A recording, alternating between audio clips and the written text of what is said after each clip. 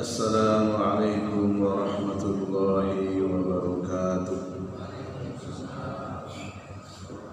Innal hamdalillah nahmaduhu wa nasta'inuhu wa nastahdi wa nastaghfiruh wa natubu ilayhi wa na'udzu billahi min shururi anfusina wa min sayyiati a'malina.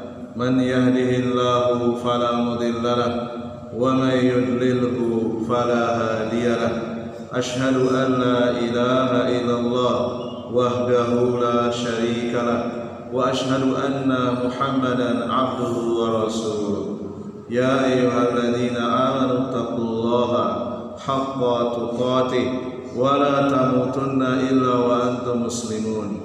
Ya ayyuhan nasu taqu rabbakumul ladzi khalaqakum min nafsin wahidah wa khalaqa minha zawjaha wa bassa minhuma rijalan katsiran wa nisaa'a wattaqullaha alladzi tasaaluna bihi wal arham innallaha kana 'alaikum raqiba.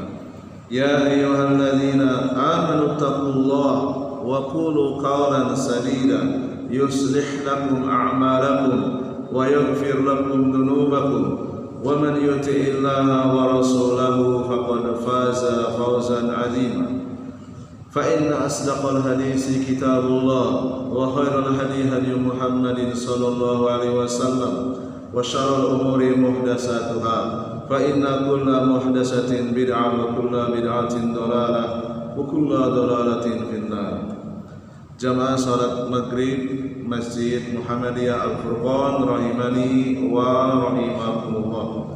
Alhamdulillah, pada malam hari yang penuh berkah ini Allah Jalla Jalaluhu kembali mempertemukan kita dalam kajian Sirah Nabawiyah yang diambil dari kitab Ar-Rahiq Al-Makhtum, buah karya dari Syekh Dr.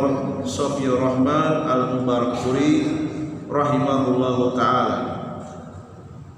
Salawat serta salam semoga tercurah limpahkan kepada qudwah terbaik kita, kiai terbaik kita, guru terbaik kita, Nabi besar Muhammad sallallahu alaihi wa ala alihi wasallam, dan juga kepada keluarga beliau, ahli bait beliau, para istri beliau, segenap umatnya, dan orang-orang yang senantiasa istiqomah mengikuti tuntunannya.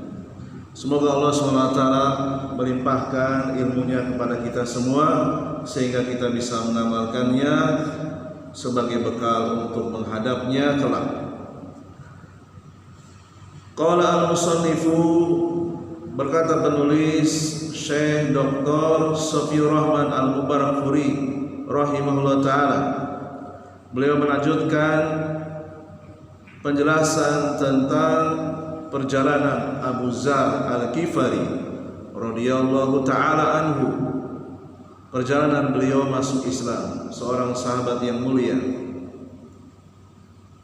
Ketika Abu Dzar telah mengucapkan dua kalimat syahadat di hadapan Nabi SAW, beliau jauh dari kota Madinah, pinggiran kota Madinah. Kemudian Rasulullah SAW berpesan kepada Abu Dzar, ya Aba Dzarrin, wahai Abu Dzar, uktum hadzal amra, tolong rahasiakan ya, bahwa kamu sudah masuk Islam, tolong rahasiakan, jangan sebarkan dulu, karena di Mekah itu banyak mata-mata yang akan mengintaimu ya. Warji' ila baldika, kembalilah ke kampung halamanmu. Fa'idha balagoka duhuruna, jika nanti telah sampai kabar kepadamu kemenangan kami, faqbal, maka engkau boleh kembali ya. Kenapa harus dirahasiakan? Rasulullah mengkhawatirkan keselamatan diri Abu Dzar Al-Ghifari radhiyallahu ta'ala anhu ya, karena keadaannya belum aman ya. Minoritas yang berkuasa di kota Mekah adalah orang-orang kafir, orang-orang musyrik. Jadi Mekah tempat yang paling terhormat di muka bumi itu pernah dikuasai oleh orang-orang musyrik, oleh orang-orang kafir Quraisy. Rasulullah SAW jumlahnya sangat sedikit, minoritas, tidak punya bargaining untuk memberikan kewenangan, seluruhnya di bawah naungan kekuasaan orang-orang kafir. Terbatas gerak dakwahnya. Di siang hari Rasulullah SAW tidak mungkin bisa mengadakan kajian, ya, pasti dibubarkan, pasti akan diboikot dan seterusnya. Akan tetapi Abu Dzar Al-Ghifari, beliau seorang sahabat yang mulia, keimanan beliau jauh di atas rata-rata. Beliau tidak takut dengan kematian, tidak takut dikeroyok oleh orang-orang kafir. Apa kata Abu Dzar Al-Ghifari? Walladzi ba'atsaka bil haqq, demi Zat yang telah mengutus engkau sebagai rasul membawa kebenaran, la asruhunna biha baina adharihim, sungguh aku akan mengumumkan keislamanku di hadapan orang-orang kafir. Ya, beliau tidak tahan. Kenapa dakwah yang mulia ini sampai sembunyi-sembunyi? Ya, beliau tidak terima keadaan Rasulullah SAW untuk sekedar ceramah di siang hari, itu tidak bisa. Di hadapan Ka'bah dikelilingi oleh orang-orang kafir Quraisy. Ya. Lalu kemudian Abu Dzar Al-Ghifari radhiyallahu taala anhu, beliau pergi ke Masjidil Haram, ke Ka'bah, lalu mengumumkan di depan orang-orang kafir Quraisy, ya, wahai kaum Quraisy, ya ma'sarul Quraisy, ya. Lalu beliau mengucapkan 2 kalimat syahadat dengan tegas, dengan suara yang lantang, asyhadu alla ilaha illallah wa asyhadu anna muhammadar rasulullah. Kemudian orang-orang kafir Quraisy berteriak, hentikan orang itu, jangan sampai orang itu mengucapkan kata-kata. Ya, dia telah menjadi pengikut yang baru, pengikut agama yang baru. Setelah itu Abu Dzar Al-Ghifari radhiyallahu taala anhu dipukul, dikeroyok rame-rame oleh orang-orang kafir, ya, sampai hampir mati, diinjak, dipukul, ditonjok, ditinju dan segala macam. Datanglah paman Nabi Al-Abbas radhiyallahu anhu menolongnya, melindunginya sehingga tidak sampai mati. Babak belur, ya, dikeroyok ratusan orang, gimana? Gak mungkin bisa. Ya, sehebat apapun ahli bela diri, kalau sudah dikeroyok ratusan orang tak mampu. Ya, tangan kosong. Ya.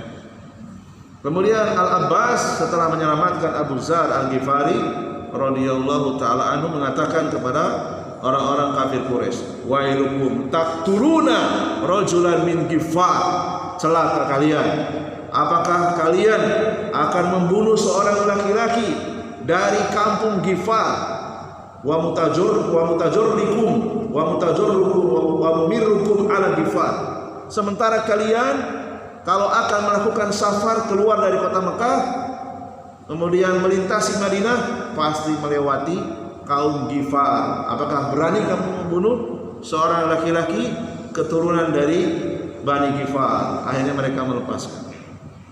Ya, melepaskan. Takut kalau nanti perjalanan bisnisnya akan dihentikan di kampung Ghifar. Jadi kampung Ghifar ini adalah kampung yang menjadi rute perjalanan bisnis orang-orang kafir Quraisy. Esok harinya Abu Dzar mengulangi kembali, mengucapkan 2 kalimat syahadat di depan Ka'bah, dikeroyok lagi, ya, babak belur lagi, dipukuli, diinjak, ditonjok, ditinju, kemudian diselamatkan lagi oleh Al-Abbas radhiyallahu taala. Ya. Jamaah sekalian rahimani wa rahimakumullah, pelajaran yang bisa kita petik, para sahabat adalah manusia terbaik. Ya. Baru saja masuk Islam langsung mengajak orang-orang kafir Quraisy mengucapkan 2 kalimat syahadat, walaupun resikonya dipukul rame-rame. Ya, Abu Dzar tidak takut mati sama sekali. Kenapa? Karena nilai tauhid telah memenuhi batinnya. Ya. Dunia itu bagi mereka, bagi para sahabat itu kecil. Dunia itu remeh-temeh, nggak ada artinya. Kemudian pelajaran yang kedua, jamaah sekalian rahimani wa rahimakumullah, orang-orang kafir yang bodoh tentang tauhid, mereka merasa bahwa agama yang dibawa oleh Rasulullah itu baru, ya. Sehingga mengatakan ketika mengkeroyok Abu Dzar, hentikan laki-laki penganut agama baru ini, gitu ya. Padahal ajaran tauhid itu adalah ajaran terlama, bukan terbaru. Sudah ada sejak manusia pertama. Siapa? Nabi Adam alaihissalam. Kalau kita baca sejarah, dimulai sejak zaman Nabi Adam menjelang kedatangan Nabi Nuh 1000 tahun.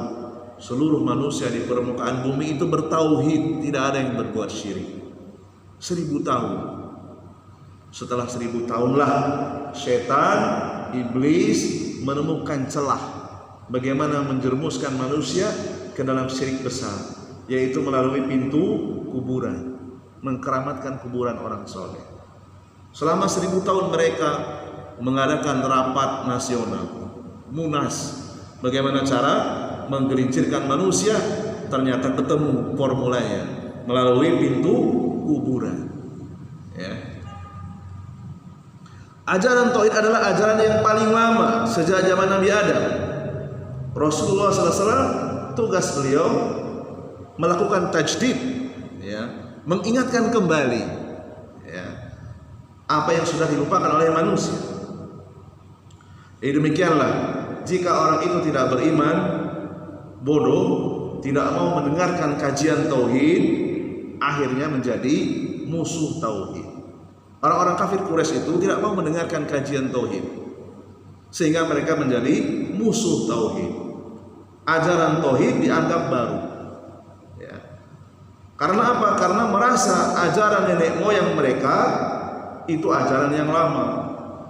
Padahal ajaran yang paling tua, ajaran yang paling lama itu ajaran tauhid sejak zaman Nabi Adam alaihi salam. Kemudian Syekh Syafiur Rahman Al-Mubarakfuri rahimahullah taala, beliau melanjutkan kembali kisah sahabat berikutnya yang masuk Islam. Beliau bernama Tufail bin Amr Ad-Dausi, seorang tokoh yang berasal dari suku Daus, dan beliau juga terkenal sebagai seorang penyair. Jadi penyair itu di zaman Rasulullah SAW termasuk tokoh yang dianggap jenius, tokoh yang dianggap cerdas, penyair. Ya, karena untuk bersair dia harus mengeluarkan kata-kata yang tidak dikuasai oleh orang lain. Ahli sastra, sastrawan. Ya, di zaman itu puncak, ya, peradaban itu adalah sastra. Ya. Kabilah dari keluarga Tufail bin Amr Ad-Dausi ini memiliki kekuasaan, yang memiliki keemiratan di pinggiran Yaman. Beliau datang ke Mekah pada tahun ke-11 kenabian. Jadi Tufail ini adalah seseorang dari keluarga terhormat. Karena terhormat, keluarga kerajaan lah kira-kira, pangeran gitu, ya. Sultan, anak sultan gitu, ya. Ketika datang ke Masjidil Haram, beliau disambut oleh orang-orang kafir Quraisy dengan penghormatan yang sangat tinggi. Kemudian orang-orang kafir Quraisy memprovokasi Tufail untuk tidak mendengarkan perkataan Rasulullah SAW. Ya, orang-orang kafir Quraisy menjelaskan bahwa laki-laki yang bernama Muhammad ini ucapannya seperti sihir yang bisa memisahkan antara anak dan ayah, yang bisa memisahkan antara dua saudara kandung, bisa memisahkan istri dan suami. Apakah ini benar? Benar. Ketika seorang ayah bertauhid, anaknya musyrik, tentu berpisah. Ya, perbedaan akidah akan memutuskan nasab. Tidak ada waris mewarisi. Ya kan? Oh, anak yang kafir tidak berhak mendapatkan warisan dari ayah yang muslim. Ya. Seorang istri yang beriman, dia harus berpisah dari suami yang kafir. Ya. Jadi ini benar, tidak salah. Cuman penyebab berpisahnya anak dan ayah, berpisahnya istri dan suami, itu bukan karena dunia, tapi karena perbedaan akidah. Ya. Awalnya provokasi dari orang-orang kafir Quraisy ini berhasil. Tufail ketika berada di dekat Ka'bah menutupi telinganya dengan kapas. Ya. Ketika dia melihat seorang laki-laki yang bernama Muhammad sedang sholat, kemudian Rasulullah mengeraskan bacaan Al-Quran, Tufail akhirnya penasaran juga.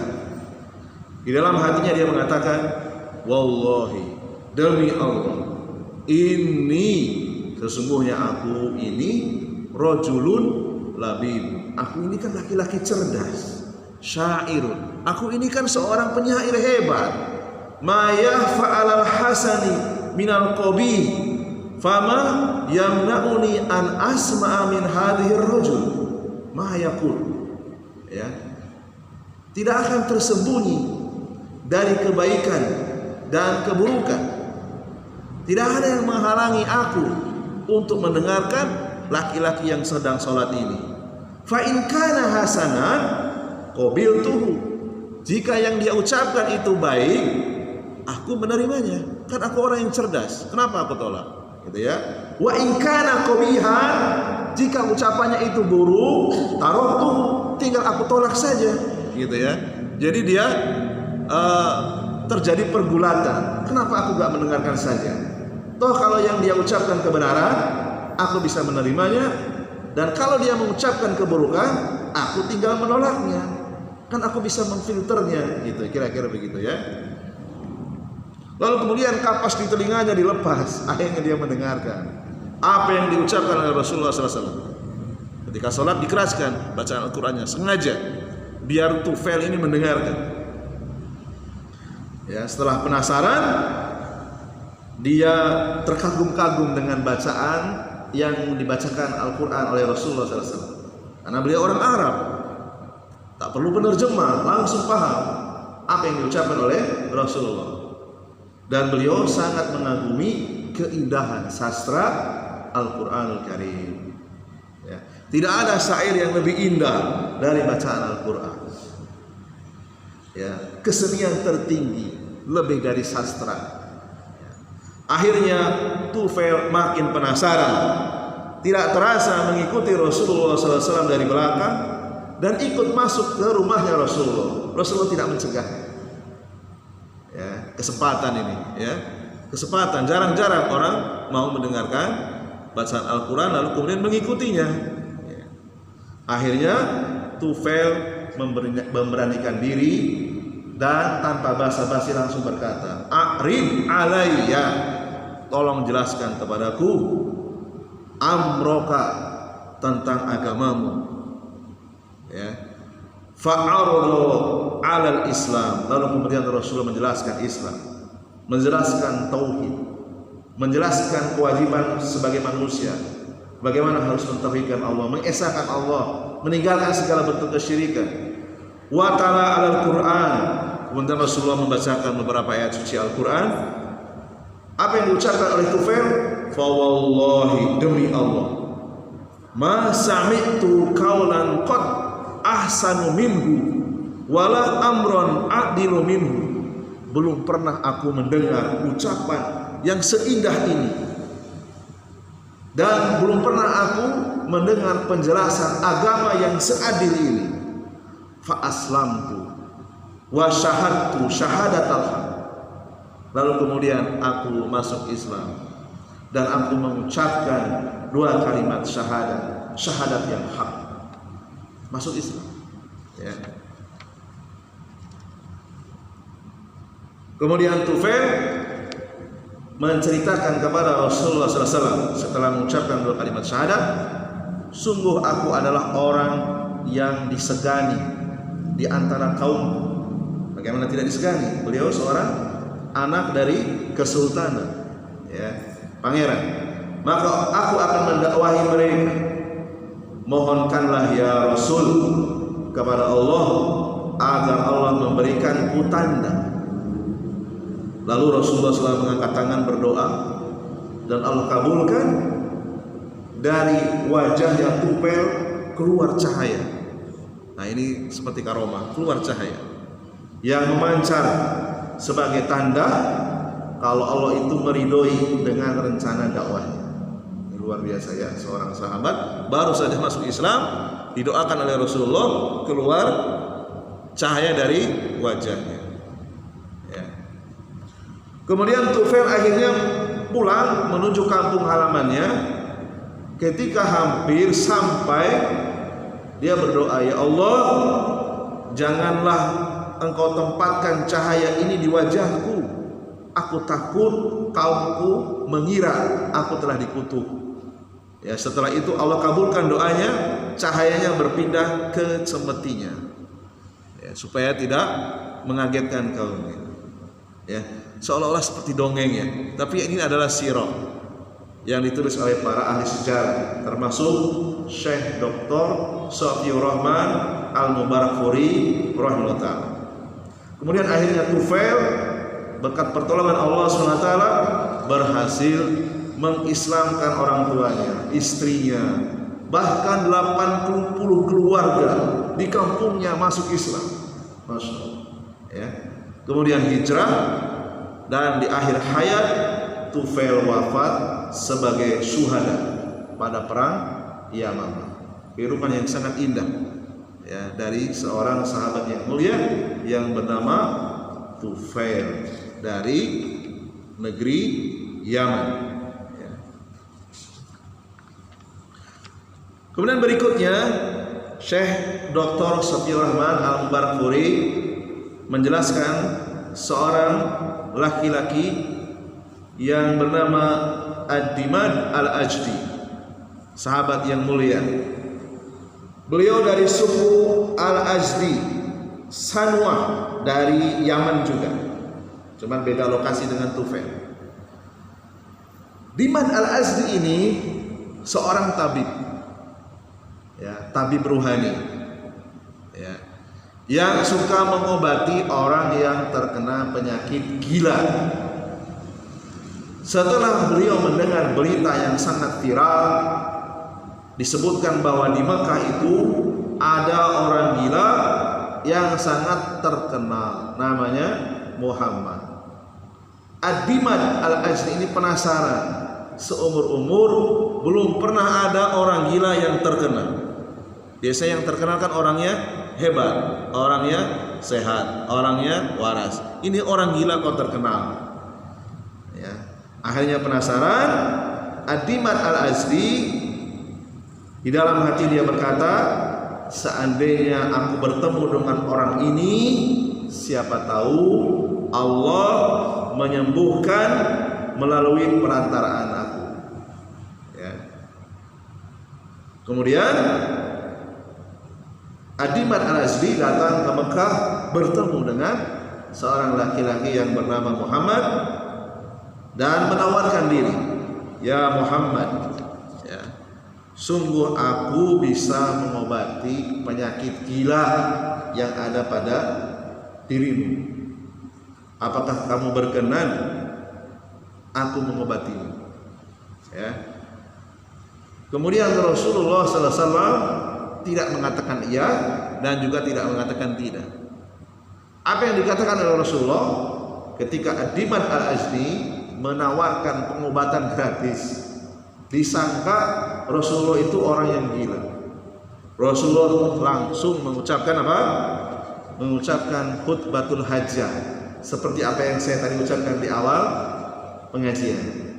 Innal hamdalillah nahmaduhu wa nasta'inuhu wa nastaghfiruh wa natubu ilaihi wa na'udzu billahi min syururi anfusina. Dan seterusnya sampai mengatakan amma ba'du fa inna asdaqal hadisi kitabullah wa khairal hadi hadi Muhammad, dan seterusnya sampai wa kullu dhalalatin fil. Ya. Ad-Dimad Al-Azdi terkesan dengan kalimat yang diucapkan oleh Rasulullah SAW. Jadi kalau kita sering melihat, mendengar seorang ustaz, seorang mubaligh sebelum ceramah dimulai dengan innal hamdalillah nahmaduhu wa nasta'inuhu wa nastaghfiruh. Ini adalah sunnah Rasul sallallahu alaihi wasallam, atau disebut dengan khutbatul hajjah. Sebab ucapan ini diucapkan oleh Rasulullah, yaitu sebabnya apa tadi? Ditawari untuk disembuhkan gratis oleh seorang tabib yang bernama Ad-Dimad Al-Azdi. Ya. Kalau kita perhatikan maknanya, ini semuanya kalimatut tauhid. Innal hamdalillah. Ya, sesungguhnya segala pujian hanya untuk Allah. Memuji Allah ini termasuk tauhid. Tauhid apa? Tauhid ubudiyah, tauhid uluhiyah. Memuji termasuk ibadah. Ya. Dan juga di dalamnya mengandung tauhid asma wa sifat, memuji sifat-sifat Allah yang maha sempurna. Wa nasta'inu wa nastaghfiruh. Ini termasuk tauhid juga, namanya tauhid uluhiyah atau ubudiyah. Meminta pertolongan hanya kepada Allah, memohon ampunan hanya kepada Allah, dan seterusnya. Wa natubu ilaihi, ya. Akhirnya Ad-Dimad Al-Azdi meminta kembali Rasulullah mengucapkan sekali lagi. Ya, beliau mengatakan a'id alayya, ulangi kalimataka haulai, tolong ucapkan sekali lagi kalimat yang engkau ucapkan. Fa'adahunna alaihi Rasulullah sallallahu alaihi wasallam. Rasulullah mengulangi kembali yang kedua kali. Kemudian Ad-Dimad Al-Azdi menikmati ucapan Rasulullah SAW. A'id alayya kalimataka haulai, tolong ulangi lagi, gitu ya. Rasulullah SAW a'adahunna alaihi salasa marrat. Akhirnya Rasulullah mengulang sampai 3 kali. Innal hamdalillah nahmaduhu wa nasta'inuhu wa nastaghfiruh, dan seterusnya. Ya. Kemudian Ad-Dimad Al-Azdi mengatakan laqad, sungguh sami'tu qaulal kahanati wa qaula saharati wa qaula su'arati. Ya. Sungguh aku pernah mendengar perkataan dukun, perkataan tukang sihir, perkataan para pujangga, ya. Pama sami'tu misla kalimataka haulai, aku belum pernah mendengar kalimat seperti yang kau ucapkan. Ini enggak pernah diucapkan oleh seorang dukun, seorang tukang sihir, dan enggak pernah diucapkan oleh para penyair. Walaqad balagana qamusal bahr, sungguh ucapanmu ini nilainya telah sampai ke dalam samudra. Ini pujian beliau kepada Rasul. Ucapanmu ini nilainya sungguh sampai ke dalam samudra, saking tingginya. Hatta yadaka, berikan tanganmu, ya. Ubayyuka alal Islam, aku akan berbaiat di atas keislaman. Ya. Fabayah, lalu kemudian Ad-Dimad Al-Azdi berbaiat kepada Rasulullah SAW, mengucapkan sumpah setia akan membela beliau. Kemudian mengucapkan 2 kalimat syahadat. Ya. Luar biasa ya kisahnya Ad-Dimad Al-Azdi. Jadi dukun, tabib, setelah mendengarkan innal hamdalillah langsung masuk Islam. Belum ceramah Rasulullah, baru muqaddimah. Ya. Jadi kalimat ini kalimat yang sakti, kalimat yang penuh dengan keberkahan, bisa menembus dada seorang dukun yang suka mengobati penyakit gila. Tadinya kafir menjadi muslim. Ya, padahal Rasulullah belum mengucapkan ceramah, baru muqaddimah atau yang kita terkenal dengan khutbatul hajjah. Ya. Jamaah sekalian rahimani wa rahimakumullah, sekali lagi dunia ini adalah campuran, ya.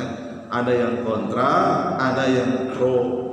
Ya, dinamika dakwah selalu terjadi. Banyak yang menolak dakwah tauhid. Rasulullah SAW ditolak oleh 15 qabilah. 15 kampung menolak dakwah beliau beserta kepala-kepala qabilahnya, tidak mau menerima kajian beliau. Ya. Di sisi lain, setelah kejadian itu ada 5 orang manusia, termasuk manusia terbaik di muka bumi, seorang yang bernama Suwaid, Iyas, Abu Zar, Tufail, Ad-Dimaj Al-Azdi. Mereka mudah sekali masuk Islam, mudah untuk mengucapkan 2 kalimat syahadah. Padahal 5 orang ini bukan penduduk asli kota Makkah. 3 dari Madinah, 2 dari Yaman. Ya. Pelajaran yang bisa kita ambil jamaah sekalian rahimani wa rahimakumullah, jika dakwah tauhid banyak ditolak hari ini di zaman sekarang, Rasulullah SAW juga pernah ditolak. Ya. Walaupun demikian, pasti ada saja orang-orang yang memang layak, orang-orang yang pantas dipilih oleh Allah untuk menerima al-haq, untuk menerima kebenaran, walaupun jumlahnya sedikit. Tetap saja ada. Kalau kita cek data statistik, jumlah manusia saat ini ada berapa? Tadi saya buka di Google, itu sekitar 8,05 miliar manusia di muka bumi. Kurang lebih 8 miliar. Tercatat secara administratif sebagai muslim, sebagai orang yang mengikuti Rasulullah SAW, itu sekitar 2,18 miliar. Lebih banyak mana orang yang beriman dengan orang yang kafir? Lebih banyak orang yang kafir. Yang beriman sedikit. Ya, perbandingannya berapa? Sekitar 1:4. 6 miliar manusia di atas muka bumi tidak mengenal Allah dan Rasulnya. 2 miliar baru mengenal Allah dan Rasulullah SAW. Ya. Kemudian jamaah sekalian, penjelasan sirah kemudian beralih ke peristiwa antara Rasulullah SAW dengan 6 pemuda dari Madinah. Ya. Namun sebelumnya, yang melatar belakangi sebelum terjadinya pertemuan ini, Rasulullah SAW beliau masih di Mekah dan peluang dakwah di Mekah itu kecil sekali, dilakukan di siang hari. Baru saja mau ceramah dibubarkan, baru saja mau ceramah dihentikan, ya, dibubarkan oleh orang-orang kafir, diboikot. Ya. Orang-orang kafir, mereka penguasa Mekah. Rasulullah dan para sahabat itu jumlahnya sangat sedikit. Kemudian Rasulullah akhirnya tidak kehilangan siasat. Rasulullah merubah dakwahnya bukan di siang hari, tapi di malam hari. Jadi kajian di malam hari itu pernah dilakukan oleh Rasulullah SAW. Karena di siang hari tidak mungkin, pasti dibubarkan. Ya. Karena di zaman itu belum ada penerangan, belum ada listrik, jalanan sepi, tidak ada kuda, tidak ada onta yang lewat. Ya. Rasulullah pada suatu malam bersama dengan Abu Bakar As-Siddiq radhiyallahu anhu keluar dari rumah untuk berdakwah, melewati perkemahan suku-suku yang ada di sekitar Mekah. Diceritakan oleh Syekh Dr. Sofiur Rahman Al-Mubarakuri, Rasulullah melintasi perkemahan suku Zuhul dan suku Saibah. Di malam itulah Rasulullah mengadakan kajian, ya, tentang Islam, tentang tauhid, mengajak mereka kepada tauhid, mengajak mereka untuk meninggalkan segala bentuk kesyirikan. Jadi kajiannya dilakukan di malam hari. Dua suku ini mau mendengarkan kajian yang disampaikan oleh Rasulullah SAW, walaupun belum ada kepastian mengucapkan dua kalimat syahadat. Mereka baru sekedar mendengarkan kajian, belum mau masuk Islam. Ya. Jamaah sekalian rahimani wa rahimakumullah, pelajaran yang bisa kita ambil dari pertemuan Rasulullah SAW di malam hari dengan dua suku Zuhul dan suku Saiban. Kita jangan kaget ya, di dalam berdakwah, di dalam mengajar, ada jenis manusia yang tidak membenci dakwah, tetapi mereka masih mau mendengarkan. Ya. Untuk masuk Islam, ada jenis manusia yang butuh waktu yang panjang untuk berpikir. Jadi Rasulullah memberikan waktu, tidak tergesa-gesa mengajak mereka kepada tauhid. Ya, karena tingkat kecerdasan, kondisi hati manusia, bahkan kelompok suku-suku itu berbeda-beda. Ya, ada yang cepat menerima hidayah, ada yang lambat. Setelah itu Rasulullah SAW dan Abu Bakar meninggalkan dua suku tadi. Kemudian dilanjutkan melintasi sebuah bukit Aqabah yang ada di Mina. Disinilah Rasulullah SAW tak sengaja bertemu dengan 6 pemuda asal dari Madinah. Yang pertama bernama Ash'ad bin Zurarah, kemudian pemuda yang kedua yang bernama Auf bin Haris, yang ketiga Rafi bin Malik, yang keempat Qutbah bin Amr, kemudian berikutnya Uqbah bin Amr, yang tadi Qutbah, yang terakhir Jabir bin Abdillah. Kemudian terjadi dialog antara Rasulullah dan 6 pemuda dari Madinah atau dari Yasrib. Di zaman itu namanya Yasrib. 6 pemuda tadi mengatakan, salah seorang dari mereka mengatakan, kita telah mendengar sekutu kita, yaitu orang-orang Yahudi di Madinah. Mereka pernah bercerita akan muncul Nabi di zaman ini. Kami, kata orang-orang Yahudi, akan mengikutinya, akan bersama dengannya. Kami akan membunuh kalian sebagaimana kaum Ad dan kaum Iram dibunuh. Karena Yahudi, mereka merasa Nabi yang akan datang itu berasal dari keturunan Israel, Bani Israel. Tetapi sangkaan mereka meleset. Nabi yang terakhir justru muncul dari Bani Ismail. Awalnya mereka akan berjanji akan mengikuti seorang Nabi. Ramalan mereka tidak sesuai. Ketika Rasulullah mendekati 6 pemuda tadi, Rasulullah bertanya, siapa kalian? Kemudian mereka menjawab, kami adalah segolongan dari suku Khazraj. Apakah kalian sekutu Yahudi? Ya. Mereka menjawab, kalau begitu bolehkah aku duduk dan berdiskusi dengan kalian? 6 pemuda tadi mempersilahkan. Kemudian Rasulullah menjelaskan Islam, mengajak mereka kepada kemurnian tauhid. Setelah selesai Rasulullah menjelaskan, salah seorang dari mereka mengatakan, wahai kaumku, demi Allah, kalian sekarang sudah tahu dia ini seorang nabi yang pernah dikabarkan oleh Yahudi yang pernah mengancam kita. Kalau begitu janganlah kita didahului oleh mereka Yahudi. Ayo segera bantu, dukung dakwahnya dan masuk Islam. Akhirnya mereka semuanya masuk Islam, ya. Dan berjanji setia akan membantu dakwahnya Rasulullah Shallallahu Alaihi Wasallam. Kemudian 6 pemuda ini pulang ke Madinah dan mengabarkan ke setiap rumah. Jadi Rasulullah SAW sebelum beliau hijrah ke Madinah, di Madinah itu sudah ada para mubaligh, di antaranya 6 pemuda ini.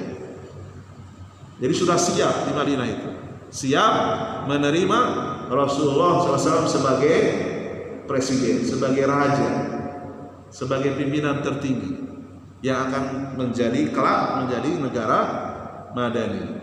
Ya, barangkali ini saja dulu yang bisa kita bacakan. Insyaallah taala kita akan sambung lagi pada pertemuan yang akan datang. Mudah-mudahan bermanfaat dan bisa menambah keimanan dan ketakwaan kita kepada Allah Subhanahu wa taala.